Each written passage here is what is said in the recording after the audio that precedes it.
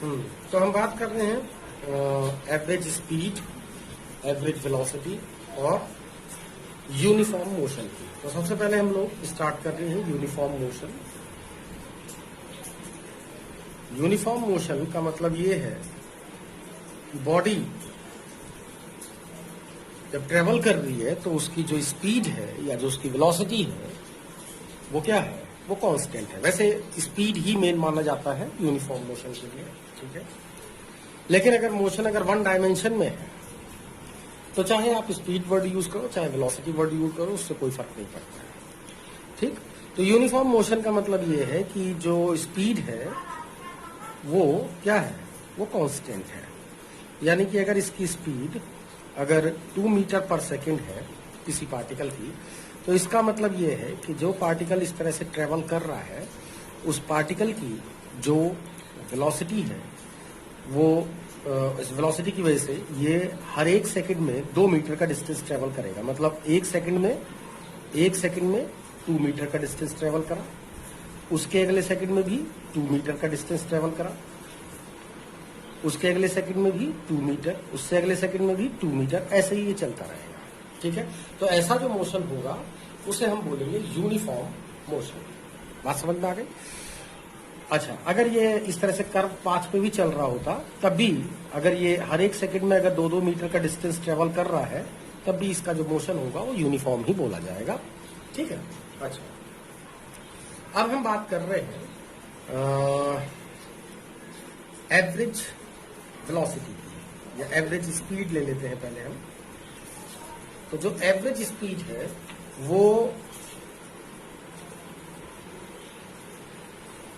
उसका मतलब है कि पार्टिकल, ऐसे समझिए आप कि ये पार्टिकल है वो ए से इस तरह से ट्रेवलिंग कर रहा है, ए से ये बी तक गया, x1 डिस्टेंस इसने ट्रेवल किया है, कितना x1, और किस स्पीड से किया है v1। उसके बाद ये b से c तक गया और कितना डिस्टेंस इसने ट्रेवल करा, राइट, x2 डिस्टेंस ट्रेवल किया और किस वेलोसिटी से, v1 वेलोसिटी से।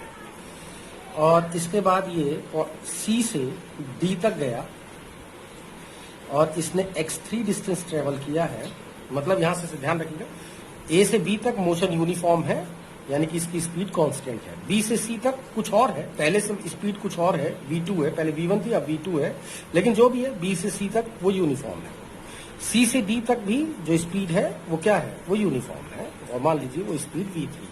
मैं अगर थोड़ी देर के लिए अगर इसकी वैल्यूज अगर लिख दूं कि मान लीजिए ये 10 मीटर पर सेकेंड है और ये डिस्टेंस मान लीजिए 20 मीटर का डिस्टेंस है ये, और ये स्पीड 5 मीटर पर सेकेंड है, और ये मान लीजिए 15 मीटर का ये डिस्टेंस है, और ये मान लीजिए आपका 20 मीटर पर सेकेंड है, और ये मान लीजिए कि ये जो डिस्टेंस इसने ट्रेवल किया सी से डी तक वो मान लीजिए ये 20 मीटर है, ठीक है। तो जो एवरेज स्पीड होगी इसकी है, चलो मैं एक चीज इसके अंदर और जोड़ दे रहा हूं, ए से बी तक गया, फिर बी से सी तक गया, फिर सी से डी तक गया, फिर ये वापस डी से ई तक आया। अब डी से ई तक का जो डेटा है वो मैं यहां पे लिख रहा हूं, डी से ई तक का। डी से ई तक की जो डिस्टेंस है ये डिस्टेंस है ना, इसको मैं x4 बोल दे रहा हूं, और इसको जो स्पीड है वो v4 लिख दे रहा हूं, ठीक है। तो जो इसका जो डिस्टेंस है x4 यहां से यहां तक वापस जो आया है ये, ठीक है, वो मैं लिख दे रहा हूं इसको 15 मीटर, और जो इसकी स्पीड है v4 इस दौरान वो मान लीजिए 5 मीटर पर सेकेंड है, ठीक। तो जो एवरेज स्पीड है इसकी वो होगी the ratio of total distance travel by the body to the total time of travelling, right. यानी अगर इसके हिसाब से अगर मैं चलूं तो टोटल डिस्टेंस कितना ट्रेवल किया इसने, x1 प्लस x2, ऐसे यहां से यहां तक, फिर यहां से यहां तक x2, फिर यहां से यहां तक x3, और फिर वापस ये d से e तक आया है, x4 डिस्टेंस इसने ट्रेवल किया है, is whole divided by time taken by the body. तो यहां से यहां तक जाने में टोटल टाइम कितना लगा, T1, B से C तक जाने में T2, C से D तक जाने में T3 और D से E तक वापस आने में T4 टाइम। ठीक, तो टोटल डिस्टेंस ये हो गया अपॉन टोटल टाइम ये हो गया। ठीक है, तो या फिर आप इसको इस तरह से भी लिख सकते हो that x1 plus x2 plus x3 plus x4 is whole divided by बताइए T1। अब बताइए यहां से यहां तक जाने में इसको कितना टाइम लगा, भाई आप जानते ही है वेलोसिटी इज इक्वल टू या speed is equal to distance upon time, या एक्स लिख लो चलो। तो टाइम इज इक्वल टू किसकी हो जाएगा, डिस्टेंस अपॉन वेलोसिटी। तो यहां से यहां तक जाने में इसने कितना डिस्टेंस ट्रेवल किया डिवाइडेड बाय यहां से यहां तक चलने में इसकी स्पीड कितनी थी, वो थी v1, राइट। तो ये हो गया आपका ये हो गया T1 का मतलब कितना हुआ, x1 upon v1 plus x2 upon v2 plus x3 upon v3 plus x4 upon v4। अब अगर आप ये डेटा रख दो इसके अंदर तो आपको सारा चीज पता लग जाएगा। x1 की वैल्यू है 20, x2 दैट इज B से C तक का डिस्टेंस 15 प्लस B से D तक का डिस्टेंस कितना है, 20 है, और प्लस फिर ये वापस भी आया है कितना 15 metre, is whole divided by x ये टाइम जो हमने निकाल लिया x अपॉन v1 से।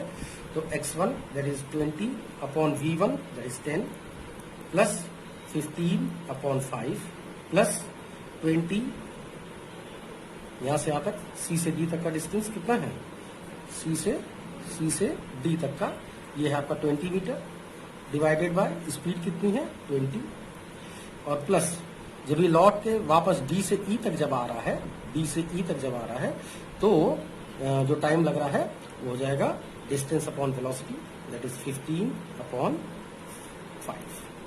ठीक है, अब आप इसको सॉल्व कर लीजिए पूरे को।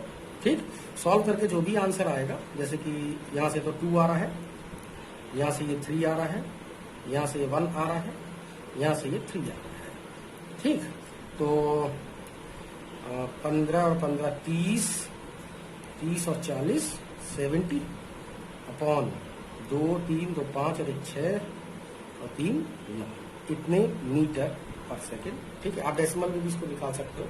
हालांकि कुछ बच्चे क्या करते हैं, जब एवरेज स्पीड निकालने के लिए कहते हैं तो उनके दिमाग में वही एवरेज चल रहा होता है कि टोटल नंबर ऑफ डेटा को आप ऐड कर लो और उसके बाद total divided by number of data से डिवाइड कर लो। ठीक है, तो जैसे कुछ बच्चे जो एवरेज स्पीड निकालते हैं वो ऐसे निकाल लेते हैं, एवरेज स्पीड को v बार से रिप्रेजेंट करते हैं। तो आप चाहे तो यहाँ पर भी v बार लिख सकते हैं। तो v बार निकालने के लिए ऐसे लिख दिया v1 plus v2 plus v3 plus v4 divided by 4। तो v1 की वैल्यू कितनी है 10 प्लस 5 प्लस 20 प्लस 5 और जोड़ के 4 से डिवाइड कर दिया, और 20 और 30 40 बटे 4 ये आ गया एवरेज 10 मीटर पर सेकेंड। ठीक है, ये मेथड गलत है, आंसर जो आएगा वो ये आएगा जो यहाँ से आ रहा है। बात समझ में आ गई? तो इस तरह से कभी भी गलती मत करना, नहीं तो तुम लोगों का भी क्वेश्चन गलत हो जाएगा। ठीक है, अच्छा अब हम इसी फिगर को यूज कर रहे हैं और पेज मैं दूसरा यूज कर लेता हूँ। ठीक है, और चलिए अच्छा मैं एक काम करता हूँ, मैं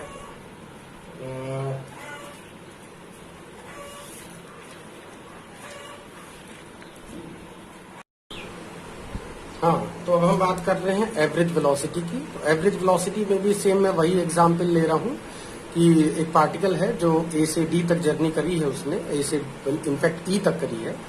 ठीक है, तो ए से बी तक की जो जर्नी है वो 10 मीटर पर सेकेंड की स्पीड से वो 20 मीटर इसने डिस्टेंस ट्रेवल किया है, और v2 मतलब बी से सी तक की जर्नी 5 मीटर पर सेकेंड है, और स्पीड मतलब स्पीड है 5 मीटर पर सेकेंड है, और जो डिस्टेंस है वो 15 मीटर है, एंड सो ऑन। वही पहले वाला एग्जांपल है ये। ठीक है, तो जो एवरेज वेलोसिटी होती है वो होती है net displacement upon total time. ध्यान रखिएगा, ये टोटल डिस्प्लेसमेंट नहीं लिखा हुआ, नेट डिस्प्लेसमेंट। नेट मतलब जो इसकी जर्नी है ए से ई तक की है, तो हमें जो डिस्प्लेसमेंट यानी कि हमें डिस्प्लेसमेंट लेना है ना, तो शॉर्टेस्ट डिस्टेंस ए से ई तक का हमें डिस्टेंस लेना है, शॉर्टेस्ट डिस्टेंस ये वाला, राइट। तो इसमें जो आएगा यानी कि ये x1 plus x2 plus x3 और फिर वापस आ रहा है x4, राइट। और डिवाइडेड बाय यहाँ से यहाँ तक जाने में कितना टाइम लग रहा है, फिर बी से सी तक जाने में, सी से डी तक जाने में, प्लस डी से ई तक आने में कितना टाइम लग रहा है। तो वो इस तरह से लिखा जाएगा आपका। ठीक है, तो अगर आप ध्यान से देखो तो यहाँ से यहाँ तक जाने में कितना डिस्टेंस इसने ट्रेवल किया है, x1 कितना डिस्टेंस ट्रेवल है 20, राइट। यहाँ से यहाँ तक बी से सी तक का 15, इस बी से सी से डी तक का है 20, और फिर ये चूंकि वापस लौट के आ रहा है तो अब ये मुझे डिस्प्लेसमेंट निकालना है, तो मुझे इस डिस्टेंस में से इसको मुझे सब्ट्रैक्ट करना पड़ेगा ताकि मुझे ये डिस्प्लेसमेंट मुझे पता लग जाए ए से ई तक का, राइट। तो इसलिए मैंने -15 कर दिया यहाँ पे। ध्यान देंगे ये प्लस नहीं है, माइनस है ये।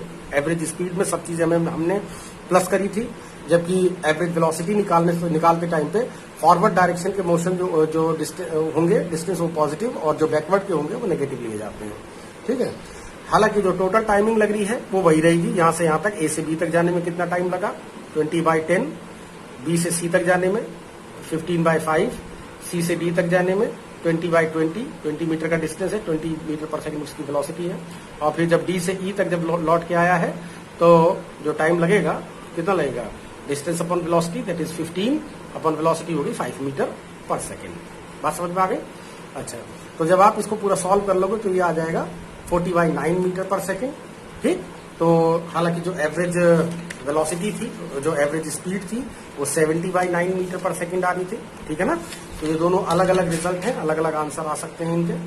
अच्छा, तो एवरेज जो स्पीड है, अगर मैं एक दूसरा एग्जाम्पल लूं, एक सर्कुलर मोशन है, यूनिफॉर्म सर्कुलर मोशन है ये। ठीक है, तो यूनिफॉर्म सर्कुलर मोशन के मतलब ये है कि पार्टिकल की स्पीड कांस्टेंट है।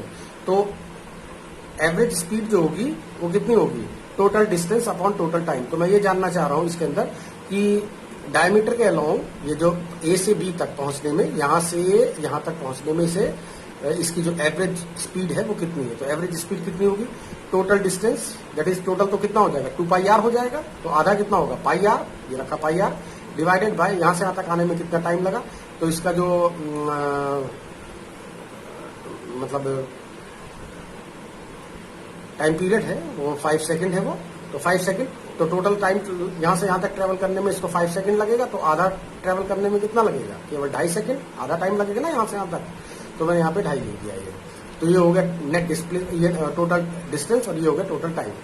तो वैल्यू पुट करिए, पाई की वैल्यू 3.14, रेडियस इसकी 2.5 दे ही रखी है जैसे लिखा हुआ है, दिख रहा है आपको, डिवाइडेड बाय टाइम 2.5। तो ये आंसर आ गया 3.14 मीटर पर सेकेंड। लेकिन अगर इसी की अगर यहां से यहां तक के लिए अगर एवरेज वेलोसिटी निकालनी पड़ती मुझे तो क्या होता, तो नेट डिस्प्लेसमेंट कितना होता है, the shortest distance between the point A and B. तो शॉर्टेस्ट डिस्टेंस तो ये है डायमीटर, राइट। तो ये हो गया आपका 2.5 और प्लस 2.5 दैट इज ये हो जाएगा आपका 5 होगा ये, इसलिए 5 हो गया ये। ठीक है, अच्छा, डिवाइडेड बाय यहां से यहां तक आने में इसको टाइम कितना लगा 2.5, आधा। ठीक, तो जब आप इसको डिवाइड करोगे तो 2.5 से 5 दो बार कट जाएगा, तो 2 मीटर पर सेकंड आएगा इसका आंसर। कितना आएगा 2 मीटर पर सेकंड। ठीक है।